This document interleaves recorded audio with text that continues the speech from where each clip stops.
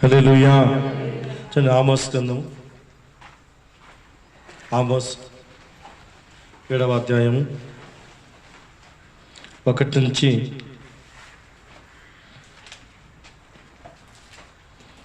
8 వరకు. ఆమోస్ గ్రంథము, ఆమోస్ 7వ అధ్యాయము 1 నుంచి 8 వరకు.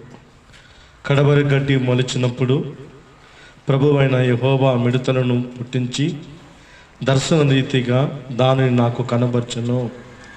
ఆ గడ్డి రాజునకు రావలసిన కోత అయిన తర్వాత మొలిచినది.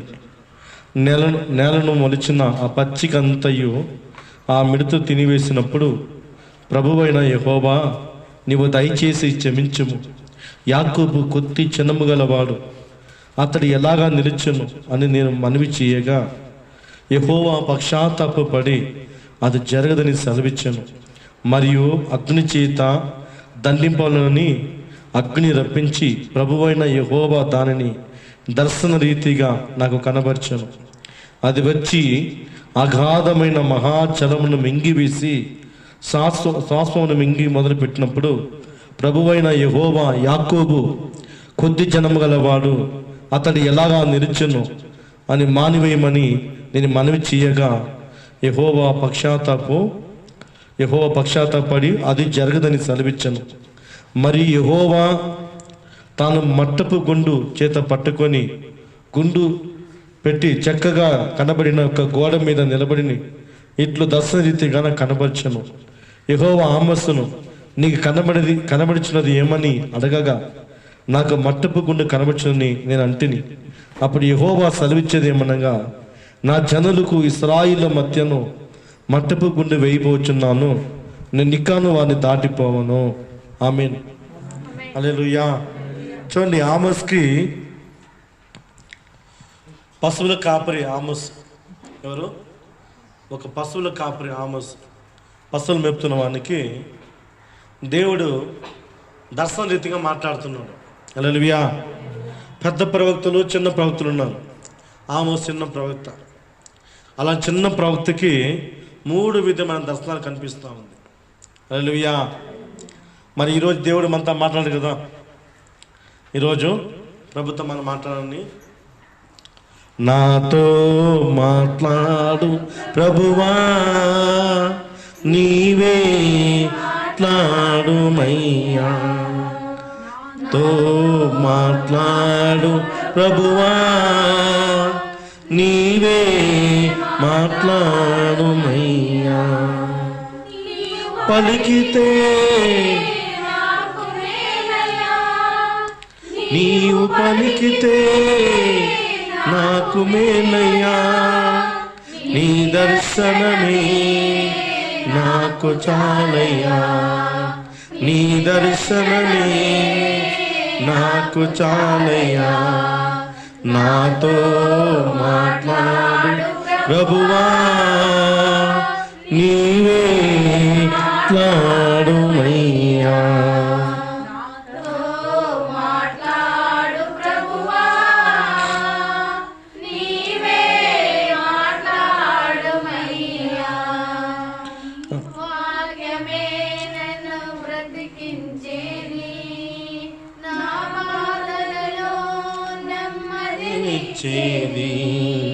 నీ వాక్యమే నన్ను బ్రతికించేది, నా బాధలలో నెమ్మదినిచ్చేది, నీవు పలికితే నాకు మేలయ్యా, నీవు పలికితే నాకు మేలయ్యా, నీ దర్శనమే నాకు చాలయ్యా, నీ దర్శనమే నాకు చాలయ్యా, నాతో మాట్లాడు ప్రభువా, నీవే మాట్లాడుమయ్యా, నాతో మాట్లాడు ప్రభువా, నీవే మాట్లాడుమయ్యా.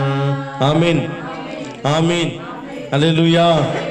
చూడండి, ఇక్కడ ఆమోసు గ్రంథం 7వ అధ్యాయం చూస్తే మొదటి దర్శనం చూడండి. కడవరి గడ్డిన చోట కడవరి పంటను పెట్టుకోండి. గడ్డిన చోట పంటను రాసుకోండి. కడవరి పంట మొలిచినప్పుడు ప్రభువైన యెహోవా మిడతలను పుట్టించి దర్శన రీతిగా దాన్ని నాకు కనబర్చెను. ఆ గడ్డి రాజునకు రావలసిన కోత అయిన తర్వాత మొలిచినది. నేలు మొలిచిన పచ్చికంతయు ఆ మిడతలు తినివేసినప్పుడు ప్రభువైన యెహోవా నీవు దయచేసి క్షమించుము, యాకోబు కొద్ది జనం గలవాడు, అతడు ఎలాగా నిలుచును అని నేను మనవి చేయగా యెహోవా పశ్చాత్తాపపడును. హల్లెలూయా. యెహోవా పశ్చాత్తాపపడును, అది జరగదని సెలవిచ్చాను. ఆమేన్ చెప్పండి. హల్లెలూయా. హల్లెలూయా చెయ్యెత్తి ఆమేన్.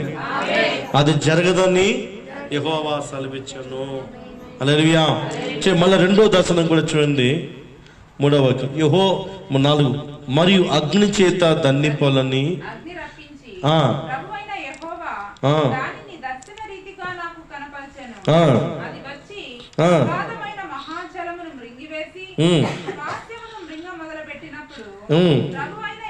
ఏమంటా అగాధమైన మహాజలమును మింగివేసి శ్వాసమును మింగి మొదలు పెట్టినప్పుడు ఆమోసు అలా మొదలుపెట్టాడంట.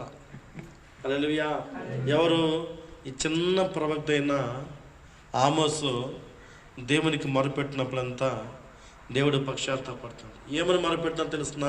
ప్రభా, యాకోబు కొద్ది జనం గలవాడు ప్రభా, అతడు ఎదుట మీ ఎలా నిలుచును, అతడు మీ ఎదుట ఎలా నిలుచును ప్రభా అని ఆమోసు కన్నీటితో ప్రార్థన చేసినప్పుడు దేవుడు అన్నాడంట, దేవుడు పశ్చాత్తాపడి అది జరగదని సెలవిచ్చాడంట. ఆమేన్. చూడండి, రెండోది కూడా ఆయన మరలా యాకోబు ప్రభు అయిన దేవునికి మొరపెట్టినప్పుడు యాకోబు కొద్ది జనం గలవాడు, అతడు ఎలాగా నిలుచును మానివేయమని నేను మనవి చెయ్యగా, హల్లెలూయా, మానివేయమని నేను మనవి చెయ్యగా యెహోవా పశ్చాత్తాపడి అది జరగదు. ఆమేన్. హల్లెలూయా. చూడండి, మూడోది కూడా అది అగాధమైన చలములను మింగివేయడానికి, శ్వాసను మింగివేయడానికి దర్శనం పంపించడం కూడా అది కూడా జరగదని దేవుడు చెప్పాడంట. హల్లెలూయా. చూడండి, ఇశ్రాయేలు పాపం ఎక్కువైపోయింది. ఇశ్రాయేలు పాపము కన్నా ఆమోసు కన్నీరు ప్రార్థన ఎక్కువైంది. ఆమేన్. హల్లెలూయా. చూడండి, ఆ పాపను కప్పివేయాలని, ఆ పాపను మూసేయాలని ఆ ప్రవక్త ప్రార్థన చేస్తున్నాడు. హల్లెలూయా. దేవుడు పశ్చాత్తాపడి అది జరగదు అన్నాడు. హల్లెలూయా. దేవుడు అది జరగదని మరొక దర్శనం మళ్ళా చూపిస్తున్నాడంట. మరొక దర్శనం చూడండి 7 నుంచి. మరి యెహోవా తాను మట్టపు గుండు చేత పట్టుకొని గుండు పెట్టి చక్కగా కనబడిన ఒక గోడ మీద నిలబడి ఇట్లా దర్శన రీతిగా నాకు కనబరిచాను. యెహోవా ఆమోసును చూసి నీకు కనబడిచినది ఏమని అడగగా నాకు మట్టపు గుండు కనబడిచిన నీ అంటిని. అప్పుడు యెహోవా సెలవిచ్చేది ఏమనగా, నా జనులకు ఇశ్రాయేలు మధ్యను మట్టపు గుండు వేయబోచున్నాను, నేను ఇకను వారిని దాటిపోను. హల్లెలూయా. ఇక నేను వారిని దాటిపోను. ఎవరికి? ఒక పశువుల కాపరికి దేవుడైన సర్వ సృష్టికర్తన దేవుడు దర్శన రీతిగా మాట్లాడుతున్నంట. ఈ ప్రజలు ఏం చేయబోతున్నాను, ఇశ్రాయేలు ప్రజలు నేను ఏం చేయబోతున్నానని దేవుడు దర్శనం చూపిస్తున్నాడంట. మిడతలను పంపించి ఆహారం లేకుండా చేస్తాం వాళ్ళకి. ప్రభా, కొద్ది జనం వాడు ప్రభా, అట్లా నిలవగలుగుతాడు అంటే దేవుడు పశ్చాత్తాపడి అది జరగదు అన్నాడు. రెండోది అగ్ని పంపించి అగాధ జలములున్న తన శ్వాసను ఎండిపోచేయాలని దేవుడు పంపిస్తే మళ్ళా ఆమోసు ప్రార్థన చేస్తే దేవుడు మళ్ళా పశ్చాత్తాపడి అది కూడా జరగదు అన్నాడు. ఆమేన్. మూడవది చూస్తే ప్రియులారా, దేవుడు అనంట, ఆమోసు, ఈ ప్రజల యొక్క పాపం ఎక్కువైపోయింది, ఈ ప్రజల యొక్క కీడు ఎక్కువైపోయింది, నేను ఇంకా సహించను, మట్టపు గుండేస్తాను. ఎవరిలో పాపం లేదో వాళ్ళని దాటిపో, నేను ఆగిపోతాను. హల్లెలూయా. చూడండి, ఇన్ని రోజు మనం తప్పించుండొచ్చు. కొన్నిసార్లు ఈరోజు మనం పోయిన సంవత్సరం ఎన్నో భయంకరమైన గండము, అనారోగ్యము, విపత్తులు, లేదా కీడు, శోధన, విపత్తుల నుంచి దేవుడు మనం తప్పించాడంటే ఒక సేవకుని ప్రార్థన. హల్లెలూయా. ఒక సేవకుని కన్నీరు. హల్లెలూయా. హల్లెలూయా. దేవునికి స్తోత్రం. ఎన్నో కీడు నుంచి, ఎన్నో భయంకరమైన శోధన నుంచి, ఎన్నో భయంకరమైన విపత్తు నుంచి నువ్వు కాపాడబడుతున్నావంటే సేవకుని యొక్క ప్రార్థన. హల్లెలూయా. ఎందుకంటే ప్రియులారా, సేవకుడు ఒక పట్టణానికి, ఒక ఊరికి, ఒక గ్రామానికి, ఒక సమాజానికి ఒక దేవుడు ఒక సేవకుని పంపిస్తాడు, ఒక నాయకుని పంపిస్తాడు. హల్లెలూయా. ఎందుకంటే దేవుడు పంపించిన మనిషికి శక్తి ఎక్కువ. దేవుడు పంపించే దర్శనరీతిగా మాట్లాడుతున్న ఆమోసుకి బలం ఎక్కువ. ఒక సాధారణ వ్యక్తి ఆమోసు, ఒక పశువులు కాపిన ఆమోసు ఇస్తున్న ప్రార్థన దేవుడు ఆలకించి అది జరగదని చెప్తున్నాడు. హల్లెలూయా. అది జరగదు, ఆ కీడు జరగదు, ఆ కీడు జరగనివ్వను, ఇక జరగదు అని దేవుడు సెలవిస్తున్నాడంట. ఒకవేళ పోయిన సంవత్సరము కీడు అనుభవించాము, పోయిన సంవత్సరం నష్టం అనుభవించాము, పోయిన సంవత్సరముకు ఇంట్లో శోధనకరమైన సమస్యల నుంచి, గొడవల నుంచి, తగువ నుంచి, లేదు పోలీస్ కేసుల నుంచి, చట్టం వల్ల కోర్టు విషయాల నుంచి ఒకవేళ అలా కీడు జరిగి ఉంటే దేవుడు చెప్తాం, ప్రియులారా 2024లో అది జరగదు. ఆమేన్, ఆమేన్. పోయిన సమస్య అనుభవించిన కీడులు ఒకవేళ కన్నీరు కాచి ఏడ్చావేమో, ఒకవేళ దుఃఖపడినావేమో, ఏ సహాయం లేదు అనుకున్నావేమో, దేవుడు అంటున్నాడు అది జరగదు. ఆమేన్, ఆమేన్, ఆమేన్. హల్లెలూయా. ఎందుకంటే ప్రియులారా చూడండి, అదే ఆమోస్ గ్రంథము 3వ అధ్యాయము 7వ వచనము చూడండి. తన సేవకులైన ప్రవక్తలకు తాను సంకల్పించిన దానిని బయలుపరచకుండా ఏమి చేయడు. హల్లెలూయా. దేవునికి ఆరంభం నుంచి ఒక అలవాటు ఉంది ప్రభుకి, తన సేవకుని చెప్పకుండా ఏ పని చేయడు. హల్లెలూయా. తన సేవకుని బయలుపరచకుండా ఏ పని చేయడు. అది మంచైనా ఉంది, కీడైనా చెడైనా తన సేవకులు దేవుడు బయలుపరుస్తాడు. హల్లెలూయా. ఏమంటే చూడు, ఆమోస్ గ్రంథం తన సేవకులైన ప్రవక్తలకు తాను సంకల్పించిన దానిని బయలుపరచకుండా ప్రభువైన యెహోవా ఏమి చేయడు. హల్లెలూయా. హల్లెలూయా. ఎందుకంటే ఒక పట్టణానికి, ఒక ఒక ఒక గ్రామానికి దేవుడు దర్శిస్తానంటే తన సేవకుడు దర్శిస్తాడు. హల్లెలూయా. అనగా ఆ సేవకునికి నోవాహు ఉన్నాడు, నోవాహు పలానా పట్టణంలో పోయిన తర్వాత ఓడను చేయమన్నాడు. నోవాహు తెలియకుండా ఏది దేవుడు చేయలేదు. హల్లెలూయా. నోవాహు తెలియకుండా దేవుడు ఏమి కూడా చేయలేదు. అబ్రాహాము తెలియకుండా సొదొమ పట్టణం నాశనం గురించి మొదట అబ్రాహాముకే దేవుడు చెప్పాడు. హల్లెలూయా. చూడండి, అదే మోషే ఇశ్రాయేలు ప్రజల మీదకి అగ్నితో కాల్చేసిన వాళ్ళని తప్పుకో అంటే మోషే 2 చేతుల మీద దేవునికి మొరపెడతాడు, ప్రభా అలా చేయదు ప్రభా. దేవుడు వెంటనే తప్పించబడుతున్నాడు. హల్లెలూయా. ఎందుకంటే దేవుడు ఏది చేయాలని సంకల్పిస్తున్నాడో, దేవుడు ఏం చేయాలనుకుంటున్నాడో తన సేవకుల ద్వారా దేవుడు బయలుపరుస్తాడు. ఆమేన్, హల్లెలూయా. ఎందుకంటే 3 దర్శన రీతిగా చూడండి, ఆ కీడును బట్టి ఆహారాన్ని ఎండిపోయి ఆహారం మిలుతలు పంపించి వారికి ఆహారం లేకుండా చేస్తాను, వారికి నీళ్లు లేకుండా, వారి శ్వాసము లేకుండా, వారి కీడును బట్టి దేవుడు చెప్తున్నాడు వాళ్ళు చేసేదన్నీ తప్పించబడి ఇంకా జరగదు అని ఆమోస్ చెప్తున్నాడు. హల్లెలూయా. ఈరోజు నువ్వు బాగుండావా? ఈరోజు బాగున్నావా అంటే నువ్వు తప్పించబడుతున్నావు. హల్లెలూయా. హల్లెలూయా. దేవుని తక్కువ అంచనా వేయొద్దు, దేవుని తక్కువ వేయొద్దు. మహాదేవుడైనా ఆమేన్, ఆయన జీవగల దేవుడు. హల్లెలూయా. నీ దేవుడు సాధారణమైన వ్యక్తి కాదు. భూమి నా పాదపీఠం, ఆకాశం నా సింహాసనము. అంత గొప్ప దేవుడైనా, అంత గొప్ప దేవుడు. భూమి నా పాదపీఠము, ఆకాశము నా సింహాసనము. అంత గొప్ప దేవుడు. హల్లెలూయా. హల్లెలూయా. గనుక నీ దేవుడు సాధారణమైన వ్యక్తి కాదు, నీ దేవుడు అసాధారణమైన వ్యక్తి. హల్లెలూయా. అద్భుతాలు చేయగలవాడు, అద్భుతాలు చేయగల దేవుడైనా, ఉన్నది ఉన్నట్టు, ఉన్నది లేనట్టు, లేనిది ఉన్నట్టు చేయగల శక్తి ఉన్న దేవుడు ఆ గొప్ప యేసుక్రీస్తు. ఆమేన్, ఆమేన్. చూడండి ప్రజలారా, ఆ ఇశ్రాయేలు ప్రజల పాపం ఎక్కువైపోయింది కనుక దేవుని కోపము వాళ్ళ మీదకి వచ్చింది. ఆ కోపం నుంచి కీడు తప్పించాలంటే ఆమోసు ప్రార్థన చేస్తున్నాడు. ఆమోసు ప్రార్థన ఉన్న దేవుడు కూడా పశ్చాత్తాపడి ఇక జరగదన్నాడు. కానీ 3వ దర్శనంతో ఏమంటున్నాడు? ప్రభు మట్టపు గుండు వేస్తాను అంటున్నాడు. మట్టపు గుండు. హల్లెలూయా. మట్టపు గుండు దేనికి వేస్తాము అంటే ఈ గోడ సక్కరంగా ఉందా లేదని, ఈ గోడ వంకరగా ఉందా, ఈ గోడ సక్కరంగా కట్టబడి ఉందా, ఒకవేళ వంకరగా ఉంది కూల్చబడ్డా. ఈ గోడ సక్కరంగా ఉంటే నేను దాటిపోను, నేను ఇక్కడే ఉంటానంటున్నాను. ఆమేన్, ఆమేన్. చూడండి, అదే నిర్గమకాండము 32వ అధ్యాయము, నిర్గమకాండము 32వ అధ్యాయము. ఇక్కడ మోషే ఇశ్రాయేలు ప్రజలు ఐగుప్తుల నుంచి నడిపించిన తర్వాత వీరు ఏం చేశారు? దేవునికి కోపం తెప్పించారు. హల్లెలూయా. దేవునికి ఏం చేశారు? కోపాన్ని పుట్టించారు.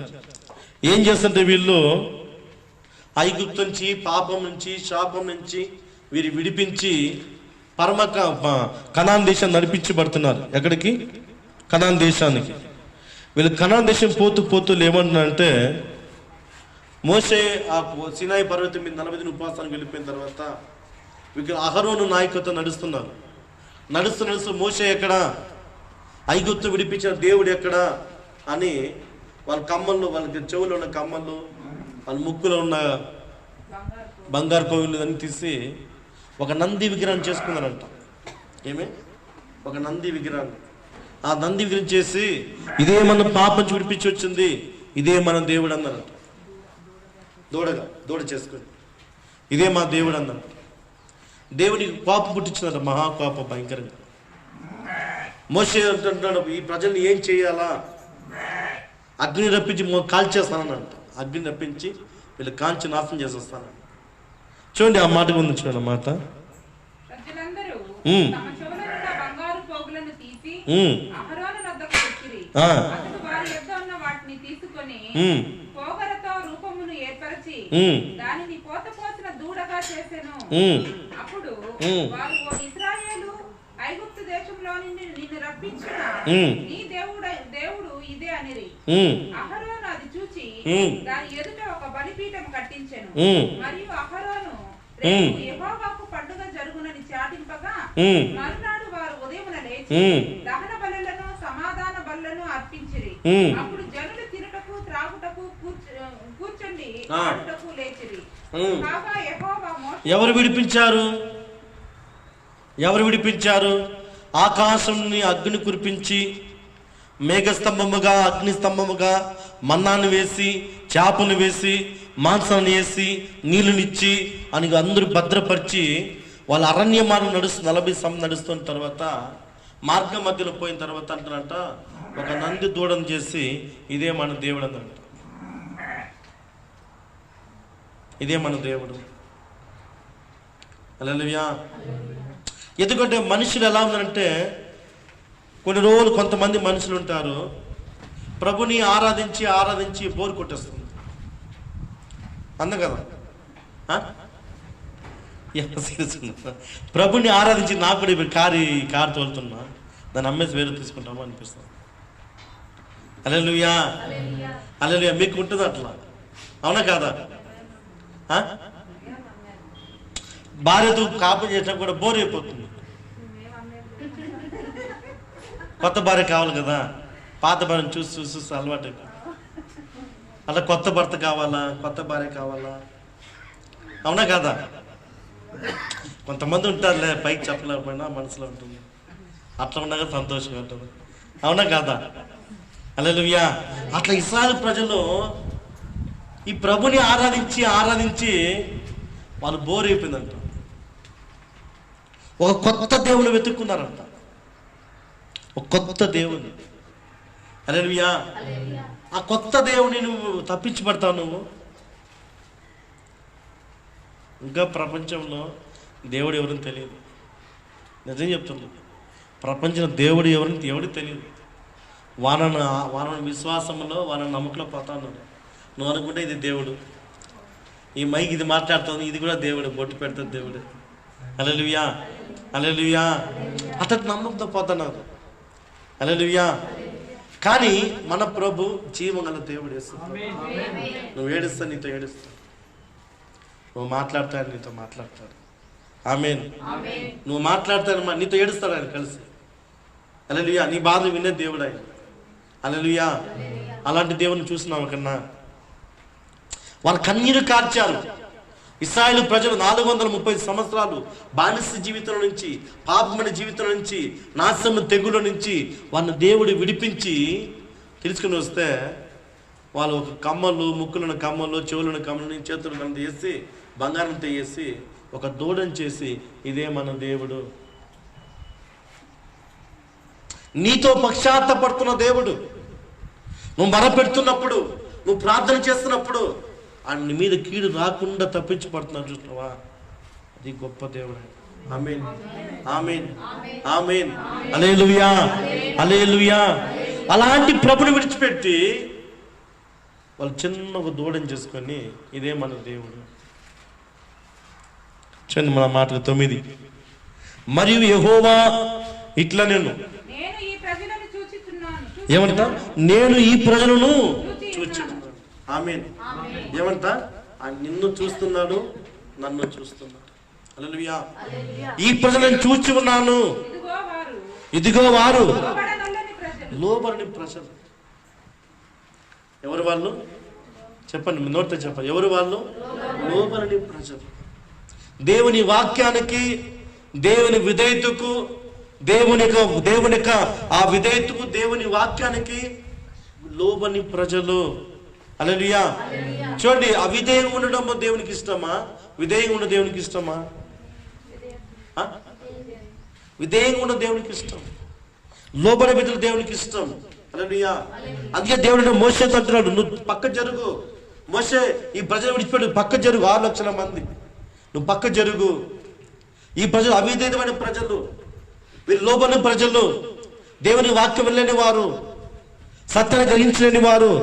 చూడండి, కావున నువ్వు ఊరిక ఉండము, నువ్వు ప్రార్థన చేయొద్దు.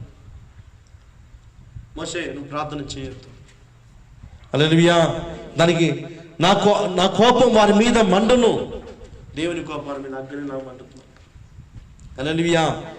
నేను వారిని కాల్చివేసి నిన్ను గొప్ప జనుల చేసి మోసతో చెప్పగా, మోషే అంటున్నాడా?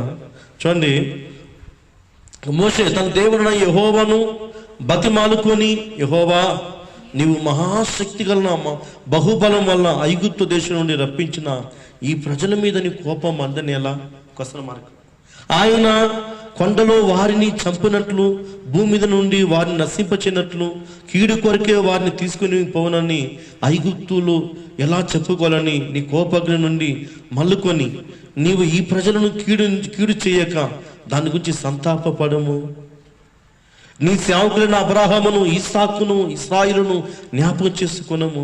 నీవు వారితో ఆకాశ నక్షత్రం వలెను మీ సంతానం అభివృద్ధి చేసి, నేను నీ చెప్పిన ఈ సమస్త భూమిని మీ సంతానముకి ఇచ్చేదని వారు నిరంతరం దాని హక్కుదారులని వారితో నీతోడిని ప్రమాణం చేసి చెప్పితివనెను. అంతటా యెహోవా తన ప్రజలకు చేసి చెప్పిన కీడును గురించి సంతాపపడను. ఆమేన్. ఎవరి గురించి? మోషే ప్రార్థన చేస్తాను. అడ్డుగా మరణానికి జీవానికి మధ్యలో మోషే 2 చేతులతో ప్రార్థన చేస్తాను. ప్రభా, అబ్రాహాం మాట ఇచ్చావు కదా, అబ్రాహాం జ్ఞాపం చేసుకో, ఇస్సాకు జ్ఞాపం చేసుకో, యాకోబు జ్ఞాపం చేసుకో. ప్రభా, వారికి మాట ఇచ్చావు కదా. ఐగుప్తుల ప్రజలు అన్యులు ఏమనుకుంటారు? అన్యుల్లో ఏమనుకుంటారు? ప్రభా, నువ్వు సంతాపం ఉంటే వెంటనే దేవుడు సంతాపడుతున్నాడు. హల్లెలూయా, హల్లెలూయా. మన సంఘంలో బాగున్నామంటే దేవుని కృప. మనం బాగున్నామంటే హల్లెలూయా. దెయ్యం ద్వారా విడిపించవచ్చు, మరణం ద్వారా విడిపించవచ్చు, రోగం విడిపించవచ్చు, యాక్షన్ ద్వారా విడిపించవచ్చు. అన్నిట్లో మనం విడిపించారు బాగున్నామంటే ఆ యేసయ్య కృప. ఆమేన్, ఆమేన్. అందుకే నమ్మకం, దేవునికి నమ్మకం ఉండాలి. ఎలా ఉండాలా? నమ్మకం ఉండాలి దేవునికి. హల్లెలూయా. విశ్వాసం దేవుడికి నష్టమైన కీడైనా, అది శోధనైనా, విపత్తు అయినా, ఏదైనా కీడైనా ఉన్నా సరే దేవుని ఎంత నమ్మకం కలిగి ఉన్నామంటే దేవుడు దాన్ని తప్పించగల శక్తి ఉన్నవాడు. హల్లెలూయా. హల్లెలూయా. మొదటి కొరింథీయులు 15వ అధ్యాయం లాస్ట్. ప్రభు యందు నీ ప్రయాసము వ్యర్థము కాదు, దేవుని యందు నీ ప్రయాసం వ్యర్థం కాదు. మొదటి కొరింథీయులు 15వ అధ్యాయం త్వరగా.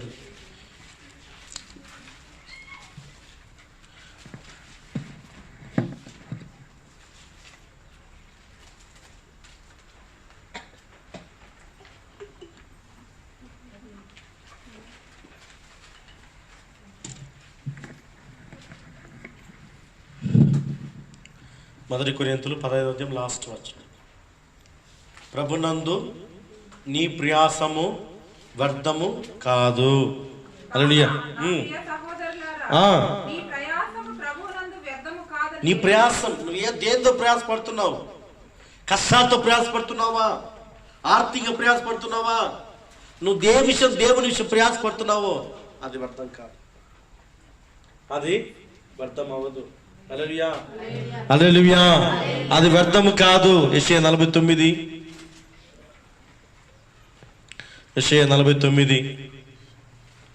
4.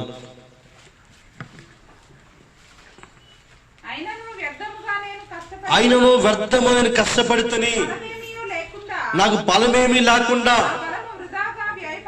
నా బలం వృధాగా వ్యయపరిచి ఉన్నావు అనుకుంటేని. ఏమనుకుందంటే అతను, నా డబ్బు వ్యర్థమైపోయింది, నా వ్యయం వ్యర్థమైపోయింది, నేను ఎంతో కష్టపడినా నాకు ఫలం లేదే. హల్లెలూయా. నాకు లాభం లేదే, నా ఎదుగుదల లేదే. హల్లెలూయా. అని నేను అనుకుంటుని. హల్లెలూయా. కానీ నాకు న్యాయకర్తన యెహోవా నా బహుమానము నా దేవుని యొద్దే ఉన్నది. ఆమేన్. హల్లెలూయా. నా బహుమానము నా దేవుని యొద్దే ఉన్నది. అనుకున్నా నష్టం, నేను అయినను వ్యర్థముగా నేను కష్టపడితేని ఫలమేమీ లేకుండా నా బలం వృధా అయిపోయి వ్యవపరుచున్నాను అనుకుంటుని. నాకు న్యాయకర్తన యెహోవా నా బహుమానం నా దేవుని యొద్దనే ఉన్నది. హల్లెలూయా. అందుకే ప్రియులారా, ఆ ఆమోసించిన ఆ దర్శన వృత్తిగా నువ్వు తప్పించబడతావు. కీడు నుంచి, శోధన నుంచి, విపత్తు నుంచి, నష్టం నుంచి, రోగం నుంచి, మరణం నుంచి నువ్వు తప్పించబడుతున్నావు అంటే మన సంఘం బలంగా ఉంది. ఆమేన్. హల్లెలూయా. 2 ఉండొచ్చు, 3 ఉండొచ్చు, 4 ఉండొచ్చు. దేవుడు 1000 మంది ఉన్న చోట దేవుడు ఉందని చెప్పలేదు. దేవుడు ఎక్కడ 2, 3 ఉన్న చోట ఉందని చెప్తున్నాడు. బైబిల్లో ఎక్కడ నా నామములో 2, 3 కూడిన చోట నేను ఉన్నాను. ఆమేన్. ఆమేన్. ఆమేన్. 100 మంది ఉన్న చోట, లక్షల మంది ఉన్న చోట నేను ఉన్నాను చెప్పలేదు. 1000 మంది ఉన్న చోట నేను ఉన్నాను చెప్పలేదు. 3 ఉన్న చోట దేవుడు ఉన్నాడు. హల్లెలూయా. హల్లెలూయా. ఆ 3 ఉన్న క్రమంగా ఉండాలి, లోబడే ప్రజలుగా ఉండాలి, దేవునికి కోపం తెప్పించాలి ఉండకూడదు, వాక్యానికి శిరస్సు వహించాలా, వాక్యాన్ని వినగల వారు ఉండాలా, సంఘాన్ని లోబడే వారు ఉండాలా, సంఘ శ్రేయస్సు కొరకు, సంఘ అభివృద్ధి కొరకు, సంఘ క్షేమం కొరకు మనం ఎదుగుదలగా ఉంటే మనం కూడా ఎదుగుతూ వస్తాం. ఆమేన్. ఆమేన్. హల్లెలూయా. హల్లెలూయా. అందుకే పిల్లలు చూడండి, దేవుడు ఇశ్రాయేలు ప్రజలు ఆ పాపం నుంచి, ఆ శాపం నుంచి వాళ్ళు తప్పించబడుతున్నారంటే ఆమోసు అన్ని రకాల కన్నీటి ప్రార్థన, ఎంతో వేదనతో, ఆమోసు ఇక నీ ప్రార్థన ఆపు, ఇక నీ కన్నీరు ఆపు, ఇక నేను మట్టపు గుండేస్తాను. మట్టపు గుండేస్తే వాళ్ళ పాపం ఉంటే దాటి వెళ్ళిపోతారు. హల్లెలూయా. వారిలో పాపం లేని ఎడలా నేను దాటిపోతాను, వారితో నేను కలిసి ఉంటాను. హల్లెలూయా. చూడండి, ఆయన మట్టపు ఉండేస్తారంట. మట్టపు ఒక మేస్త్రి కడుతున్నాడు, గోడ కడుతుంటే దారం కట్టి మట్టపు ఉండేస్తాడు. ఇదే హెచ్కెల్ చెప్తా కొలందువులు అంటాడు. కొలందువులు. హల్లెలూయా. చూడండి, ఇశ్రాయేలు ప్రజలు చూడండి, వారి పాపను కప్పడానికి ఒక సేవకుడు ఎంతగా ప్రయత్నిస్తాడు. దేవుడికి 3 సార్లు 2 సార్లు తప్పించబడలేదు. 3వ సారి దేవుడు మట్టపు వేస్తాడు. దేవుడు ఏం చేస్తాడు? మట్టపు. దాన్ని తగ్గించుకోలేవు, దానిలో తప్పించుకోలేవు. హల్లెలూయా. ఆయన వేస్తే దేవుడు పడుతున్నాడు, తూకం దేవుడు పెట్టాడు. హల్లెలూయా. అందుకే చూడండి, ఒక ఉపమానం చదువు లూకాసు వార్తలో. ఒక యజమానికి ఒక ద్రాక్ష తోట ఉందంట. లూకాసు వార్త 13వ అధ్యాయము.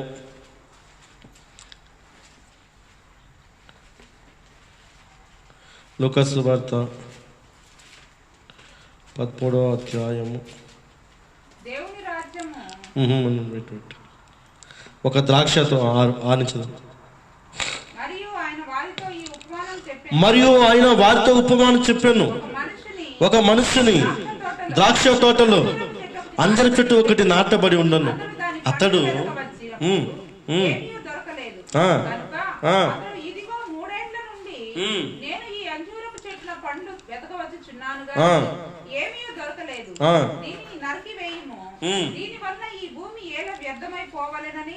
ద్రాక్ష తోట మాలితో చెప్పాను. అయితే వాడు, అయ్యా, నేను దాని చుట్టూ త్రవ్వి ఏరు వేయి మట్టుకు ఈ సంవత్సరము కూడా ఉండనిమ్ము. అది ఫలించినా సరి, లేని ఎడల నరికి వేయమని అతనితో చెప్పాను. హల్లెలూయా. 3 సంవత్సరాలు చూస్తున్నాడంట యజమాని గురించి. వాటిలో ఫలం లేదంట. హల్లెలూయా. వాటిలో ఫలం లేదు. యజమాని చెప్తుంటే వాటిని నరికి ఆ చెట్టుని అగ్నిగుండె వేసేయనంట. నరకలకి ఆ తోటమని చెప్పంట, ప్రభా యజమాని అంట, అయ్యా ఈ సంవత్సరం వదిలిపెట్టు, అని నెరివేసినాను, నీళ్లు పోసాను. అది ద్రాక్ష తోటలోకి ఆయన ఎంతగా ప్రేమించాడంట. అంజరపు చెట్టు తీసుకెళ్ళినట్ట. ద్రాక్ష తోటలోకి అంజరపు చెట్టు ఎందుకు రావాలా? ద్రాక్ష తోటలో ద్రాక్ష తోట ఉండాలా, అంజరపు చెట్టు ఎందుకు రావాలా అంటే దేవునికి చాలా ఇష్టమైన చెట్టు అంట. ఆ ఫలం తినని చాలా ఆశపడి అంట దేవుడు. హల్లెలూయా. అందుకే ఎక్కడో ఉన్న మనల్ని దేవుడు ఇక్కడ కలిపి మనకు నాటపడుతున్నాడు. ఎందుకంటే దేవుడు మిమ్మల్ని ఎంతగా ప్రేమిస్తున్నాడు. ఆమేన్. దేవుడు ఎంతగా మిమ్మల్ని ప్రేమిస్తున్నాడు. కానీ ఆయన ఎదురు చూస్తే ఫలం రావడం లేదు. ఆయన ఎదురు చూసే ఫలం రావాలి. హల్లెలూయా. నీలో దేవుని ఎదురు చూసి ఆయనకి ఇష్టంగా మనం బ్రతకాలి. రోషం కలిగి, పరాక్రమశాలిగా, రోషంగా దేవుని కొరకు బ్రతకాలి. దేవుని కొరకు రోషంగా బ్రతకాలి. అలాంటి వాళ్ళు దేవుడు ఇష్టపడతాడు. హల్లెలూయా. హల్లెలూయా. సింహం కంటే, సచ్చిన సింహం కంటే కుక్క మేలుని దేవుడు చెప్తాడు. ప్రసంగి 9:4. సచ్చిన సింహం కంటే కుక్క మేలు.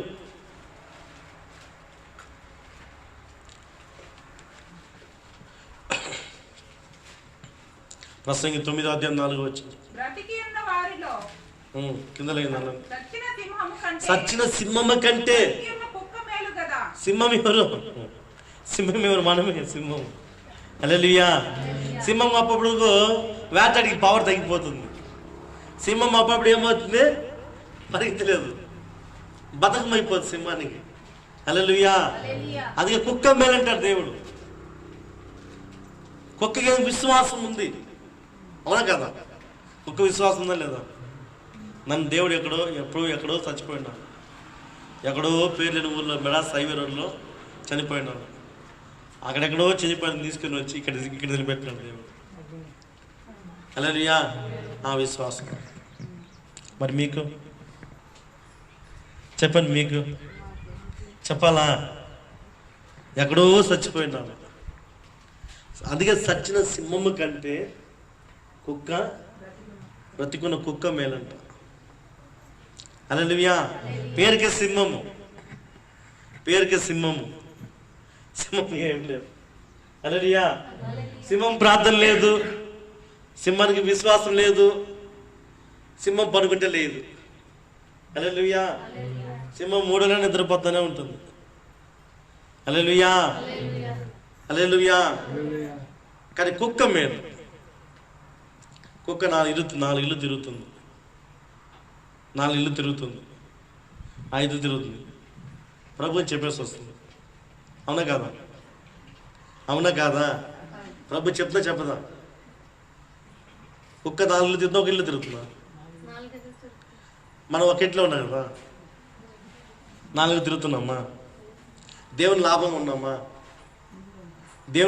ఉన్నామా? దేవుని లాభంగా ఉన్నామా, నష్టంగా ఉన్నావా, లాభంగా ఉన్నావా? నన్ను చెప్ప, దేవుని లాభంగా ఉన్నావా, నష్టంగా ఉన్నావా? ఒక కొత్త మొహం కూడా కనిపించలేదే, ఆ పాత మొహమే చూస్తున్నాం. హల్లెలూయా, హల్లెలూయా. అందుకే కుక్క మేలంటాడు దేవుడు. హల్లెలూయా.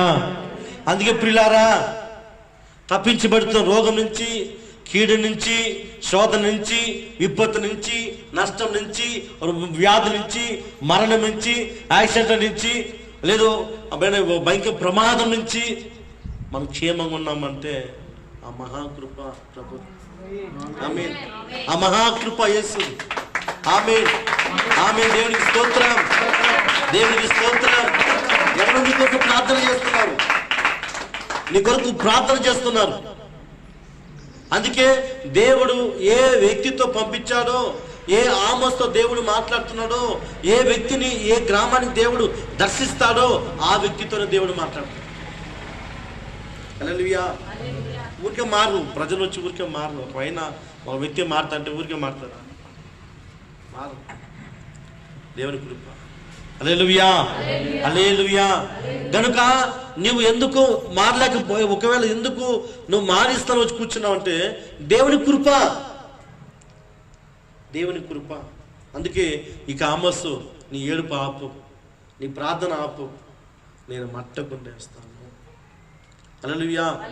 ఆయన మట్టకుండేస్తే నీ బాధ నుంచి తల వరకు తూకం వేస్తాడు. నీ కథలు సాక్షి చెప్పాలా, ఆ కథలు ఎంత వ్యామోహమైన చూపులు.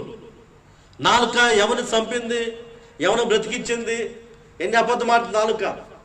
ఈ నాలుక కత్తిని, ఇది నాలుగుని నరం అంటారు. పోతా నాలుగు నరం మాట్లాడక, ఇది కత్తి, ఈ నాలుక కత్తి మనిషిని చంపేస్తుంది అట్లా. హల్లెలూయా. చూడండి, నీ భార్య ఎన్నిసార్లు చంపెట్టు నిన్ను, అవునా కాదా? నరసింహ అవునంటున్నాను, ఒప్పుకున్నాను. నరసింహ భారతంపై చెప్పాను ఇంట్లో. హల్లెలూయా. నీ భార్య ఎన్నిసార్లు చెప్పింది చూడు నిన్ను, కత్తితో ఎన్నిసార్లు పొడిచిందో నిన్ను. హల్లెలూయా, హల్లెలూయా, హల్లెలూయా. కారణం అంటే ఈ నాలుక లేని నరము, ఈ చెవులు గొప్పగా వింటుంది పాపాన్ని. హల్లెలూయా. చూడండి, పాద నుంచి తల వరకు వేస్తారు ఆయన, పాద నుంచి తల వరకు వేస్తాడు. ఆయన నీళ్ళ పాపం ఉంటే దాటిపోతాడు. ఒకవేళ నీళ్ళ పాపం లేదనుకో, ఆయన పశ్చాత్తాపడతాడు.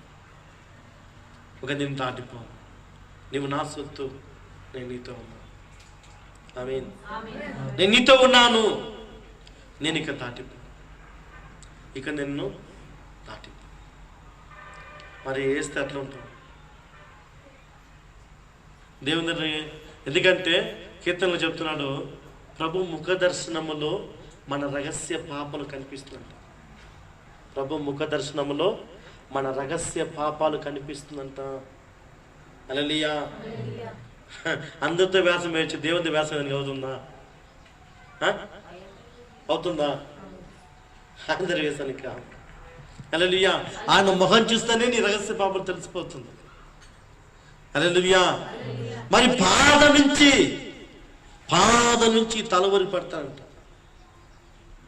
నువ్వు సక్రంగా ఉన్నావా లేదా? ఆమోస్ ప్రార్థన చేస్తాడు, తప్పించుకున్నావు. సమస్త కీడు నుంచి నువ్వు తప్పించబడ్డావు. దేవుడు కన్నాడు, ఇక కీడు జరగదు, ఇక మరణం జరగదు, ఇక నష్టం జరగదు, ఇంకా వ్యాధి సంభవించదు. నువ్వు తప్పించబడ్డావు. మరి తూకం వేస్తే, హల్లెలూయా. మరి తూకం వేస్తే పాదం నుంచి. హల్లెలూయా. ఎందుకు పాదం నుంచి పట్టాలంటే ఈ పాదం ముందు పరిగెత్తారు పాపం చేయడానికి. కాలు పాదం పరిగెత్తారు, నిలవదు పాపానికి పాదంకి మ్యాగ్నెట్ లాగా, అది అయస్కాంత లాగా రా రా అని లాగుతుంది. రా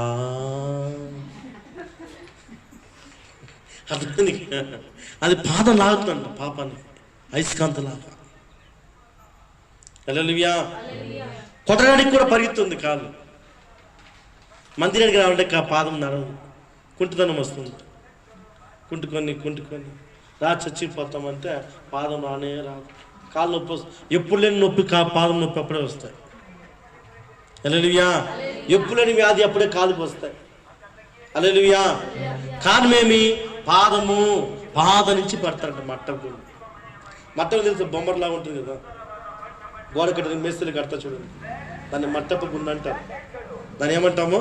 మట్టపు గుండు. ఎందుకు పెడతాడు? అది గోడ కట్టిగా ఉందని, సక్కరంగా ఉందని చూసి పెడతారు. మరి నీ పెడితే అట్లా ఉంటుంది. దేవుడు ఒక పాదం పెడితే కొంతమంది పట్ట అడ్డంగా ఉంటుంది, కొంతమంది ఉంటుంది. సమానం అలా ఉంది కదా, లేయండి. ఒకవేళ పొడుగు పెట్టాలంటే ఎట్లా? సంత ఉండాలి, ఓకే, కట్టుకొని పో అంటాడు దేవుడు. మరి పాపం ఉంటే విశ్వాసము, ఆవంత విశ్వాసం ఉంటే, ఆవాస విశ్వాసం ఉంటే తప్పించుకుంటా. లేదా లేదు, ఆవలంత పాపం ఉంటే చచ్చిపోతాం.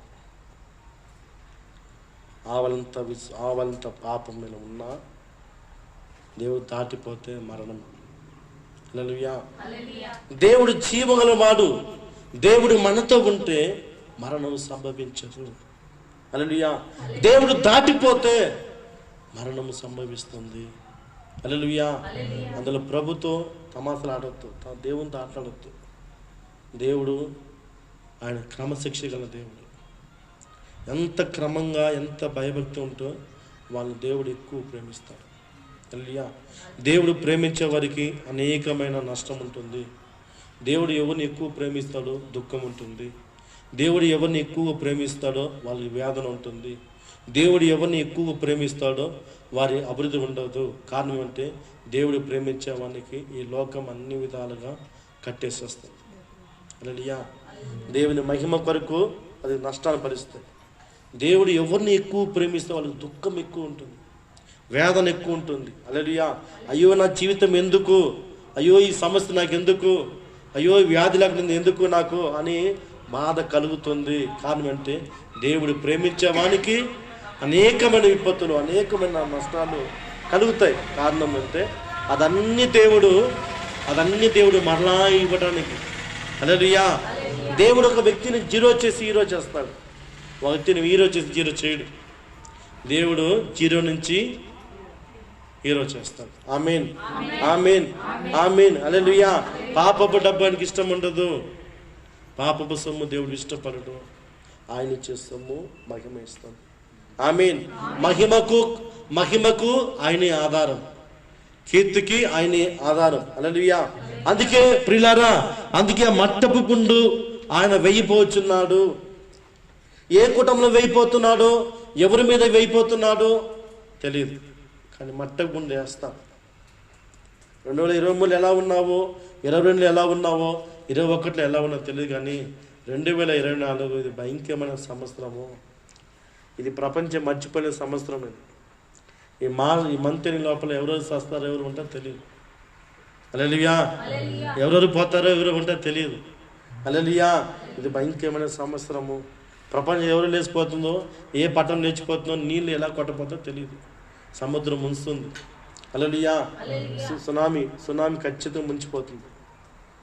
అది ఏ దేశం వస్తుందో తెలియదు. అందువల్ల దేవుడు మట్టగుండు వేయిపోతున్న భూమి మీదకి ఏ కుటుంబంలో వేయిపోతున్నాడో తెలియదు. మనం పరిశుద్ధంగా జీవిస్తే, నీ పాద నుంచి తల వరకు నువ్వు పరిశుద్ధంగా జీవిస్తే దేవుడు తప్పించబడతాడు. ఆమేన్, ఆమేన్. హల్లెలూయా. నేను దేవుడు ఒకవేళ నిన్ను కాపాడాలనుకుంటే, నేను పరిశుద్ధం అంటే నువ్వు తప్పించుకుంటావు వ్యాధి నుంచి. కరోనా చాలా మంది తప్పించబడ్డారు. కరోనాలో, హల్లెలూయా, కరోనా చాలా మంది తప్పించబడ్డారు. మరి ఇప్పుడు కరోనా వస్తే తప్పించుకోలేము. హల్లెలూయా. భయంకరమైన రోగాలు రాబోతుంది, భయంకరమైన కరువు రాబోతుంది, ఆహార పరిస్థితి రాబోతుంది, నీళ్ళని సమస్యలు రాబోతుంది, ప్రాంతాల గొడవలు రాబోతుంది, మత కళలు రాబోతుంది. ఇదన్నీ జరగబోతుంది ఈ సంవత్సరం. హల్లెలూయా. ఈ సంవత్సరం అది కూడా. అందుకే రోషంగా ఉన్న దేవుడు ఎదుగు ఎన్నుకుంటాడు.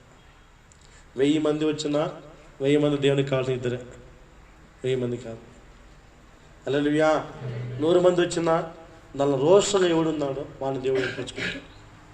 రోషంగా జీవించేవాడిని, రోషం ప్రభు కొరకు ఉన్నవాడిని, ప్రభు కొరకు పోరాడేవాడిని దేవుడు ఏర్పరచుకుంటాడు. రా హల్లెలూయా.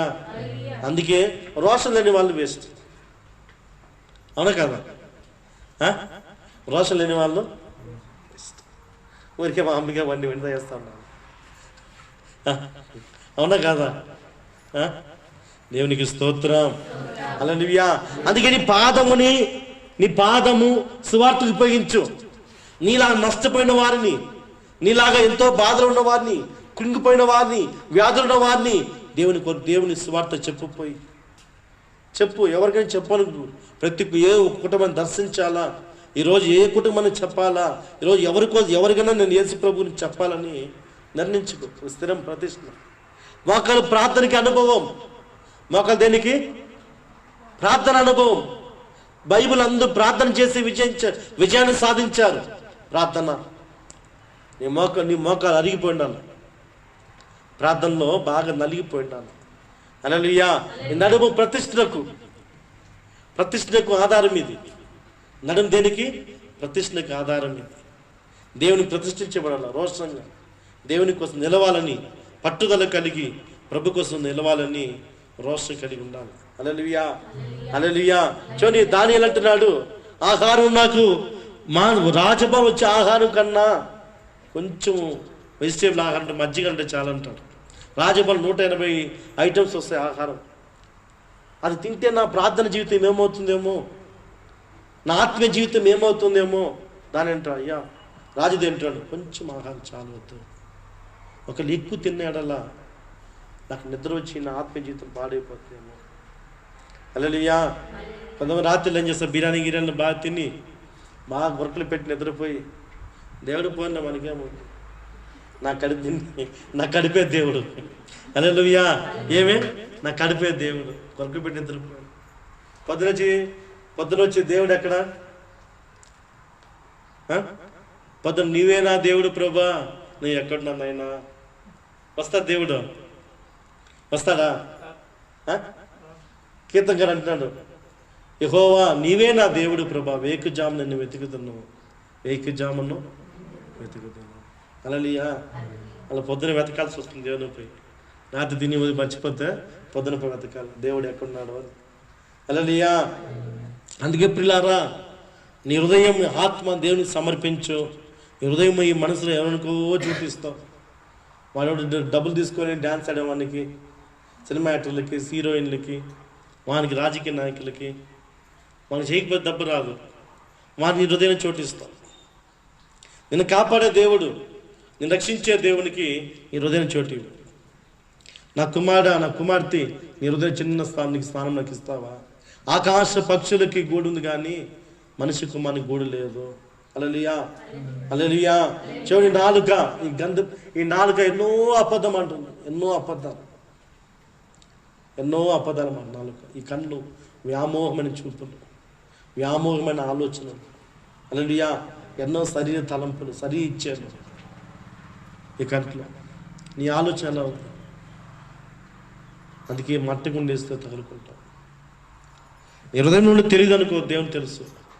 నా ఆలోచన నా మైండ్లో ఉంది, ఎవరు తెలుసు అంటే సృష్టించిన దేవుడు ఆయనే, నేను చేసింది ఆయనే. నేను జగ్గ మట్టి తీసుకొని పనికిరా మట్టి తీసి నీకు అవయాలు పెట్టింది ఆయనే, నీకు జ్ఞానం పెట్టింది ఆయనే, నాసికం జీవాన్ని పంచుకుని ఆయనే. మరి నీ ఆలోచన తెలియదు దేవునికి? తెలీదా? నువ్వేం ఆలోచిస్తా తెలియదు దేవునికి? నువ్వేం ఊహం చేస్తా తెలీదా? 139 కీర్తన.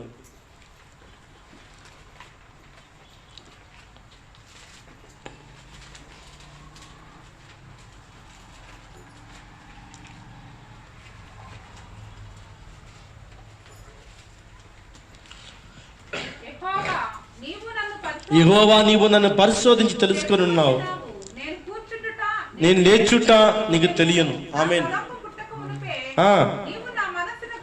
నీకు తలంపులు పుట్టక ముందే మనసు కలిగిస్తాడు. నా నడకను పడకను నువ్వు పరిశీలన చేసి ఉన్నావు, నా చర్యలన్నిటినీ నువ్వు బహుగా తెలుసుకొని ఉన్నావు. యెహోవా మాట నా నాలుకకు రాకమునిపే అది నీ పూర్తిగా తెలుస్తుంది. నువ్వు ఆలోచించి మాట్లాడాల ఉన్నప్పుడు దేవుడు తెలుసు. హల్లెలూయా.